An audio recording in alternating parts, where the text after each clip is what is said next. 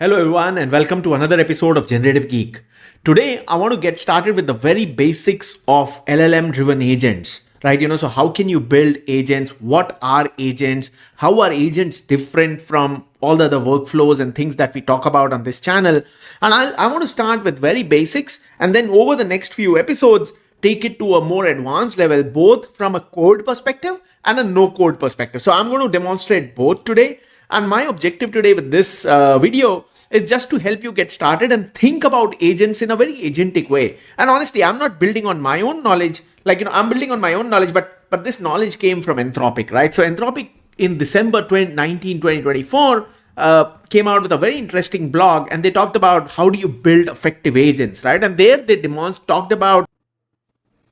So the two things that come out of this whole blog that they have written, so they have mentioned a lot of patterns, but the first critical differentiation they do is between the workflows and the agents. And what you need to remember is that when people talk about agents, a lot of times they're talking about workflows, and very clearly what Anthropic does is they say, hey, both are agentic systems, but the architectural distinction between workflows and agents exist. Workflows, they say, are systems where LLMs and tools are orchestrated through predefined code paths. What it means is that think of it more like a linear flow. I'll just come down and help you understand this. So they say, hey, you know what, there's an input, then a series of steps happen, right? So a series of steps could be something like, let's just say if the task was, hey, read through this large text and then give me summaries, give me insights, and also email the summaries and insights that you gather to a specific email address, right? So it's a linear flow. You send the large text, as an input. You make an LLM call, let's just say to GPT-4 or whoever, right? So or Anthropic or whoever, whatever is their model of choice, and then basis what summary comes out, you can then make another LLM call saying, hey, this is the summary. Can you now draft an email for me, right? So, I want to send this to someone, draft a really good email, and then maybe do another LLM call or just send the email using some script that you have access to. This becomes like a workflow, right? So, but agentic agents, as per Anthropic, on the other hand, are systems where LLMs dynamically direct their own processes and tool usage. So they maintain control over how they accomplish tasks, right? So the key difference, if you go through this, is that an agentic process is a dynamic series of steps, right? So it's a dynamic series of steps executed by an agent with a degree of autonomy to make decisions, right? So let me just come here and let's say, hey, what is an agent? So agent is, there's a brain, so there is a way to reason, right? So there is a way to reason. So brain is nothing but a mechanism or a way for us to reason about the task or the world, right? So and that reasoning ability comes from the LLM. Then because these are stateless systems by design, each call is a new call, and the agent and the LLM does not keep a state by itself. You bring some state to it through memory. So you could have a very simple system which is like, hey, just remember the last 10 messages I have exchanged with you. Or you could have a very, very complex saying, hey, remember the entire session, right? So, or remember the entire thread. So depending on what your mechanism is, you have an implementation of memory that comes in. Could be very simple in-memory database, or could be a very complex Postgres implementation that you could do. And then there are tools, and tools could be something like, hey, get weather, send email, read calendar. All of these, if you look at all of these functions, they are nothing but tools, right? So basis what your query is and what the agent is supposed to do or designed to do, it will make a plan. It will say, hey, you know what, the user is asking me to first create a summary and then send an email, right? So there is no linear flow here. It is like, hey, let me just first use the brain. Okay, I have an input text. I know how to summarize this. I'm going to summarize this. Then it will execute actions using the tools. So it'll say, hey, and that will also be part of the plan. So it'll say, hey, I have generated the summary and I know that this summary has to be sent over an email. And I see there is a tool called send email. I'm going to make use of that tool, right? So that's my plan now. So first generate summary directly using my brain power, then use the tool that I have at hand, and execute actions with the tool. So it's going to call the tool, right? So, and then it's going to reflect on whether the task is done or more tools need to be called, right? So that's how this whole entire agentic system comes in. The key highlight is that there are no fixed length steps when we are talking about agents. There are no fixed length steps.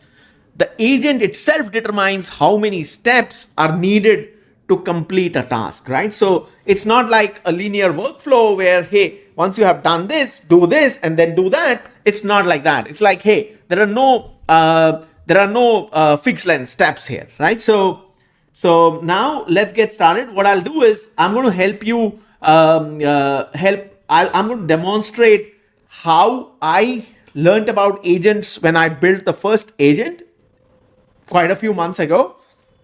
But I want to now do a series where I'm talking about agents, right? So I'll demonstrate how to use Langchain. I'll also talk about how to use a no-code tool like N8N. And I'm going to talk about what this agent is doing. It's a wonderful way of learning if you want to use no-code tools. And then I'm also going to talk about OpenAI's new Agents SDK.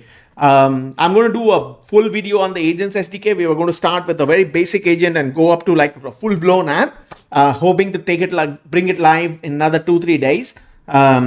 So do stay tuned. So I'm now in Colab, and this is a free runtime. I don't have the paid Colab right now. So what I'm going to do is demonstrate how on Colab you can think of the agents and how you can build agents. I'm going to make use of Langchain here. So let's just get started. I'm going to first install Langchain, OpenAI, and Pydantic. And while it's installing, what you can do is you can add your secrets in by clicking on this key icon that you see. If you click on it, you can create your own keys. Like, you can save your keys, like my OpenAI _API key. The key is saved here. You cannot see it, but the key is saved. And this way you can have all your tokens available here or your keys available here, and they can be accessed in a very, very safe way by the Colab notebook, right? Now that this is installed, what we'll do is we'll first get started with bringing in all the useful imports, right? So I'm going to bring in all the useful imports here.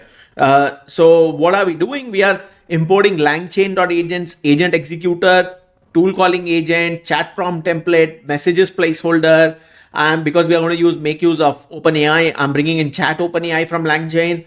And then I'm bringing in tool and user data for all my secrets that are in Google Colab, right? So I'm going to run this, and while it's running, because if you remember, we said, hey, the agent has memory. What I'm doing is I'm bringing in a very, very basic sort of a memory through a buffered memory class. So I'm saying, hey, there is a class called buffered memory, and this is a very, very basic array or a list kind of a memory where we are declaring a history, which is nothing but an empty list. And as messages keep coming in, we are storing the role.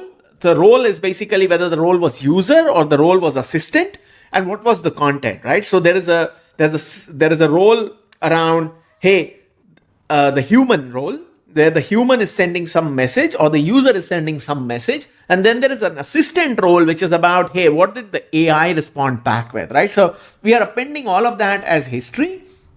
And there is a max length here declared as 5. If the max length gets hit, then this thing is just going to pop the first element out, right? So this is like a queue. Whatever came first is getting exited first.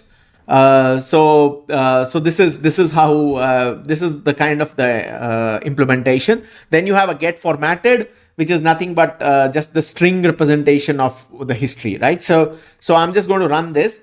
This class, whenever we'll instantiate this class, will become our memory, right? So next, what I'm going to do is, if you remember, agent has tools, right? So let's have What I'm going to demonstrate is two tools, and these are all dummy messages, right? So I'm just bringing in two tools here, and then I'll talk about them. So I have two tools here. The first tool is the send telegram message, right? So if you look at it, send telegram message is not connecting to Telegram as such, and this is the message where you can actually have the real implementation. This doc string is important, right? So this doc string kind of tells the agent what this tool does, right? So the more useful doc string you write, the better it will be for the agent when you actually go into production. But right now we are using the tool decorator, and we are saying, hey, send telegram message takes a string and returns a string, and then I have a comment which says send messages to class telegram group, input must be a string, and I'm saying return telegram confirmation send. I'm not doing any actual telegram processing, right? But this is the place where you can actually do, as per your tool definitions, you can actually have that thing, right? So, and then I have another tool called get weather, and it takes a location, which is also a string, and gives back another string. And we're saying, hey, get weather conditions for a city, input must be a city name. Now, this is the part where you can actually call a weather API and get the weather for that location, right? So, but what we are doing is we are just returning back a hard-coded data saying, hey, weather in location, 28 degrees Celsius, partly cloudy, demo data, all of that, right? So, and then we are saying, hey, tools is nothing but this list, which is two tools. And when we define the agent, we'll tell it that, hey, these are the tools that you have access to, right? So this thing, I'm trying to code this thing here, right? So that you can see how all of this is done, right? So now I'll run this. It ran. Now I'm going to set up the agent with memory. And the way you set up the agent with memory is you say, hey, it's a try block. LLM is chat OpenAI. I'm using GPT-4o mini. And my key is user data.get OpenAI API key. So user data is the way you basically, if you come here, you can see how you access your stuff.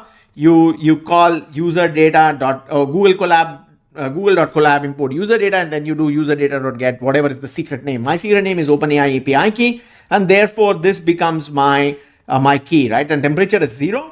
We can easily have the temperature a little bit more, but because we don't want any sort of hallucination right now, I've set it to 0. Then you have, if let's just say the key is missing, we catch that as an exception and we inform, right? So, and then this is your system prompt. I'm saying you are a teaching assistant with full conversation history, and this is where this variable memory will need to be filled in, right? So this is my try block. And then I'm going to enhance this prompt, and I'm going to say, hey,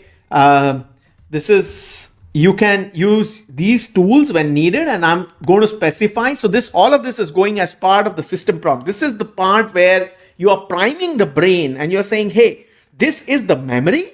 This is what has been discussed so far. And these are the tools you have, right? And then whatever is the important instruction, that answer follow-ups using history, never repeat tool calls for same information, explicitly reference. These are like, sort of guardrails you are putting in, right? And then you're saying, hey, prompt is chat prompt template from messages. Again, this is Langchain, very simple. System prompt. System prompt is what we defined here. And then human, whatever is the input. And we are saying messages placeholder agent scratchpad, right? So, and next, now is when I'm going to define the agent. I'm going to say agent is create tool calling agent. I'm defining saying, hey, use this LLM. We define the LLM here. Use this LLM. Use these tools. Tools is our list. And use this prompt, right? So this is the prompt, right? So we'll run this. This will then set up the agent, right? So now, in a way, my agent structure is set up, right? But we still need a way to call the agent, right? So what I'm going to do is I'm going to create a new class, and we're calling it teaching assistant. So I'm calling teaching assistant with memory.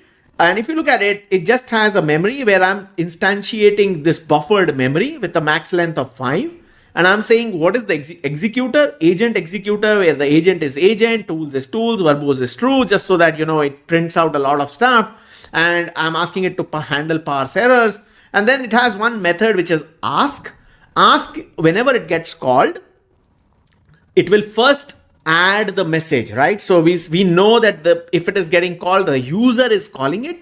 So we define the role as user. If you remember, and message was part of our buffered memory class, and we had what is the role. So role here is human, is user, and whatever is the question. And then I'm saying response, and this is where how the agent is actually invoked, right? So self.executor.invoke, whatever is the question, whatever are the tools, and then we are just going through this list and expanding on what tools exist, and we are saying, hey, the memory, right? So self.memory.get formatted, and then whatever response comes back, we are adding that as an assistant response, and we are returning the response out, right? So this is a very simple class that we have built called teaching assistant. Now all we have to do is just create objects of this class, and we should be able to check, right? So I have TA is equal to teaching assistant, which is nothing but an object, and I'm saying, hey, print first test. What is the initial question? So first step, I'm asking what is the weather in Delhi. So I'll just take this off for now, and I'm going to say, hey, what is the weather in Delhi, right? So it's saying, hey, test one, initial question, entering new agent executor chain, and it is invoking get weather. So we never asked it that, hey, it's not using its own knowledge cutoff or anything like that. It's using a tool it has access to, because it says, hey, you know what, if it is get weather, if it is weather, I have a tool that can answer this, right? So I'm going to call it with location Delhi, and it replies back with whatever is our hard-coded data, right? If this was a real API call, you would have seen the real API response here, right? So that's what comes back. Now we have another test, which is nothing but follow-up question. What was the last location I asked about, right? So I'm asking it, what was the last location? Last location was Delhi. How does it know? Because it has memory, right? So it is able to access the memory and say, hey, you know what, the last location you asked about was Delhi. It looked at its location and said, hey, last time you asked me about Delhi. And now I have a third test, which is about a memory recall test. What was my first question in this conversation, right? So I'm going to ask that, and it should be able to reply back. And the reason it replies back, now let's just say, for now, as of now, we already have a lot of messages in the buffered memory, right? So if I keep going, there is a high chance now first message will get popped out and won't know what the weather in Delhi was, what was my first question, right? So because we have a very small memory for now. Now let's what I want to do is so far what you have seen is some sort of a memory test as well as a tool test. Now I have this question coming in where I'm asking it, how is the weather in New Delhi today? If it is raining, let the class know, else it's all right, right? So let the class know. And if you go to my Telegram tool, right? So Telegram tool, send messages to class Telegram group. Input must be a string, right? So and we have hard-coded saying, hey, if it's not going to rain, because my hard-coded thing is that it's 28 degrees and sunny or something like that, right? So current weather is 28 degrees Celsius and partly cloudy, but it's not raining, right? So let's see. This question has basically two things. One is, hey, what is the weather right now? And the second is it raining right now or not? And basis that, I need to take action or maybe call another tool, right? So let's run this, right? So it enters the new executor chain. It says, I'm invoking get weather, and says, hey, New Delhi 28 degrees Celsius. And then it invokes send telegram. The weather in New Delhi today is partly cloudy, no rain. It says no rain, right? Telegram confirmation send, the weather in New Delhi, no rain to class group, right? So it says no rain. But let's just say if I change this, so it did mention saying, hey, the Telegram tool was involved, it was invoked, but it said there is no rain, right? So still becomes like a flow where it did invoke it. But let's just say if I have to test the real power of its brain or the reasoning, right? What I can do is I can change the question and I can say, if it is raining, only then let the class know, else it's all right, right? So, and so basically I don't want it to invoke the Telegram tool if it is not raining today. So let's see what happens. It says get weather and it finished, right? Since it is, and it says, this is the response, right? The weather in New Delhi today is 28 degrees. Since it is not raining, I will not inform the class, and it did not invoke the tool, right? So you see how this is not a linear workflow, but rather the tool, the agent builds a plan and then executes those actions using the tools, right? And basis what the query is, the agent can change the way it responds, right?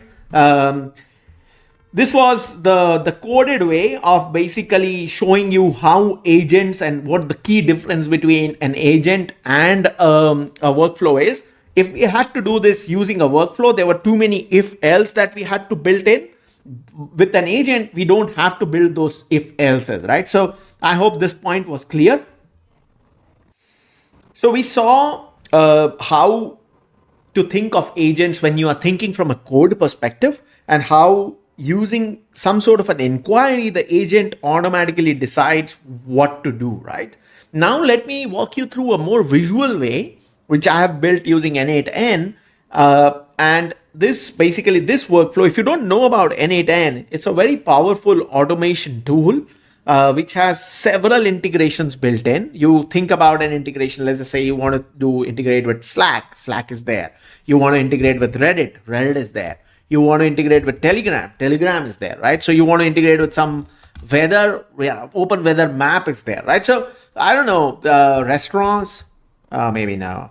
What about stocks? No. But there are, like, you want to integrate with S3 is there, right? So you want to integrate with Google Cloud Storage is there. So you don't have to build all these integrations.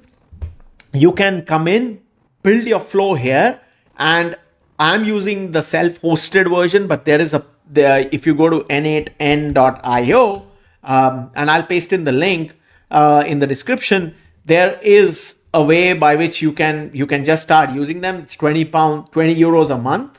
And you can have 2.5k workflow executions. A workflow execution is like, something starts and it ends. That's like one workflow, right? So we send a chat message, that AI agent does various things, and then the workflow gets over. This basically is one execution, right? So you get 2,500 such executions, and you can have 5 active workflows, right? So this is one workflow. Similarly, you can have 5 such workflows, right? So, but I am on a self-hosted one. You can install the self-hosted one, and on self-hosted one, it's basically you don't pay anything other than your own hosting cost and your whatever you consume on OpenAI and all of that, right? So, so without any further ado, let's get started. Here, what is happening is a chat message is received. This is the trigger. Whenever a chat message is received, the AI tools agent is going to get called. If I double click on it, you can see that this is a tools agent, and you can have various types of agents here. I have selected tools agent because it utilizes structured tool schemas for precise and reliable tool selection and execution. It is recommended for complex tasks that require accurate and consistent tool usage, but only usable with models that support tool calling. So you have to have a model that supports tool calling. DeepSeek R1 does not support tool calling. You cannot use that, right? So, and then what you do is, I'm saying what is the source for prompt. We are saying, hey, the connected chat trigger node, which is basically the chat is coming, the chat text is our trigger node, right? And whatever is the chat input, that is my prompt. And then you have some sort of an expression where we are telling it that, hey, you are a helpful and polite AI assistant. Then you're telling it about the context. You're saying, hey, the agent receives a chat message from a user. It identifies the recipient's email address, and we are giving it a lot of context, and we're giving it a lot of instructions of how it needs to behave, what are the various tools it has access to, and then some examples, like, some sort of a few short prompts, and what is the SOP, right? So how it should actually operate, and what are the final notes, right? So this is all part of the system prompt. And then we are giving it each AI agent. So if I come here and I say, hey, AI agent, each AI agent, so if you look at it, has a chat model, it has a memory, and it has a tool, right? So the chat model, if you come back, chat model is basically the brain, right? And it needs a memory, it needs some tools. So you come here, you can define your chat model. You can say, hey, I want to use OpenAI, and then whatever is the model, right? So if you connect this, then basically your OpenAI chat model is connected, right? You want to define some memory. It gives you various ways in which you can implement memory. The simple memory is nothing, but it just stores in N8N. Then you have the Motorhead memory, you have Postgres, you have Redis. All of these will require various configurations. Let's select simple memory, and then you can say how much is the context length. This is like our window buffer memory. And then this becomes your simple memory. Next are various tools, what type of tools you want to call, and you can define those tools, right? So I'm just going to delete this for now. And come back to our example. So I wanted to first talk about how the agent looks like in N8N. And here I have defined OpenAI chat model, and I'm using GPT-4o mini. It's a tool calling model. Then the same window buffer memory where the context length is 5.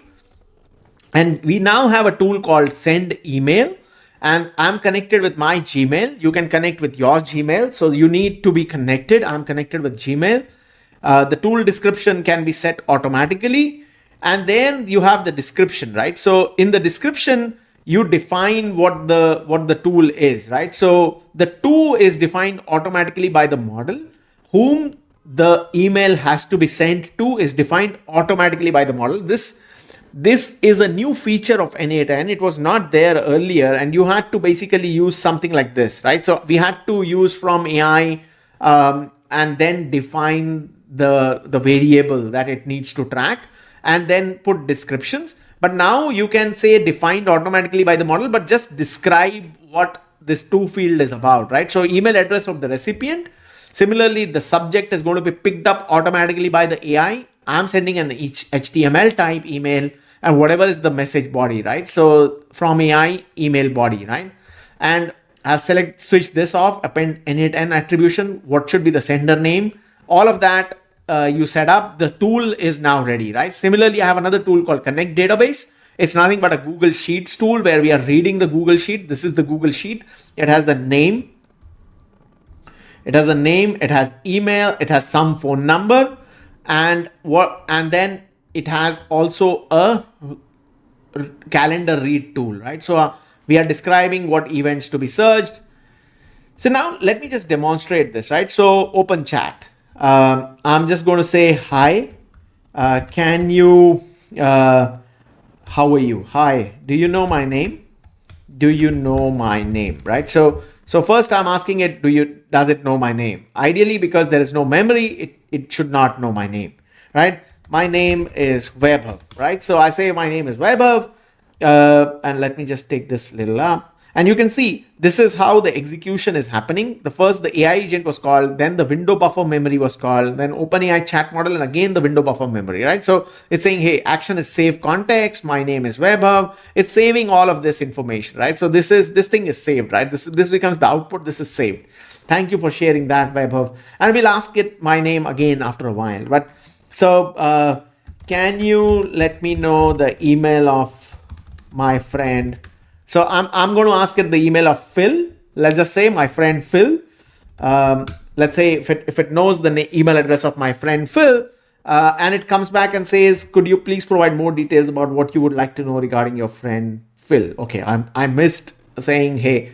So let me say, and you will be able to see on the screen how the tool execution is happening, right? So can you let me know the email address of my friend Phil, right? So I'm asking it the email address. See what happens. The agent is getting called. It called contact database, then it called OpenChat AI and replied back saying, I found the email address of your friend Phil, right? So you can see, let me just call another one, right? So send an email to my friend Nate or to my friend Phil and confirm our appointment for tomorrow 6 p.m., 5 p.m., right? Let's see what happens, right?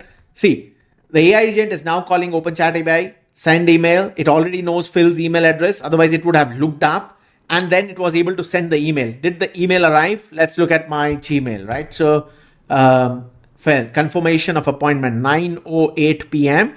Time right now is 9:08 p.m. Dear Phil, I hope this message finds you well. I would like to confirm an appointment for tomorrow at 5 p.m. Right? So this is how this email was sent. I can have another one saying, hey, Morgan, right? Or Murphy, Chris T. Murphy. Send an email to Chris and confirm and ask him about his health, right? Let's just say, right, random. And you'll be able to see which all tools are getting invoked. So I say yes, agent is getting called, contact database was pulled out, OpenAI chat model, send email, window buffer memory was updated, right? So let's see if I got an email from checking in. Dear Chris, I hope this message finds you well. I wanted to check and see how you have been feeling lately. Take care, and I look forward to hearing from you, right? So you see how it is able to use all the various tools, and the tick here basically means what all tools were used, right? So this is what I wanted to talk about today as far as the no code part goes. I'll do more elaborate sessions on N8N in later videos where we'll go through how to build these kind of things, right? And even more complex workflows. Now, I just quickly wanted to brief you about the latest Agents SDK that OpenAI has released. The Agents SDK basically is OpenAI's way of allowing you to build agents, and you can use other LLMs as well. Like, if you want to use OpenRouter or Ollama, even that is possible. And they give a very, very interesting documentation of how handoffs work, and a lot of structured output is supported, like, how class weather answer. You can have the agent run, what's the temperature in Paris, and it will basically it should then call the various tools it has access to and give you the weather, but give you the weather in a very JSONic way, like, hey, what is the location, what is the temperature, and what is the summary, right? So it's a very structured output that comes back to you. It supports streaming, it supports tracing as well for observability. I'm going to this is the link. I'm going to put that in the show notes, so have a look at it. And I'm going to do another video where I'm going to build agent using OpenAI Agents SDK. Like, we'll go from scratch to like a full-blown app. I'm hoping to release it in next 2-3 days. So wish me luck. Yeah. And if you learned anything new, anything interesting as part of this video, my only ask is that if you could like, subscribe, and share this video. And if you could also comment, right? Your likes, your comments really mean a lot to me. It gives me motivation to my small channel to keep building stuff. I enjoy this, and I hope you enjoyed it as well. Thank you so much.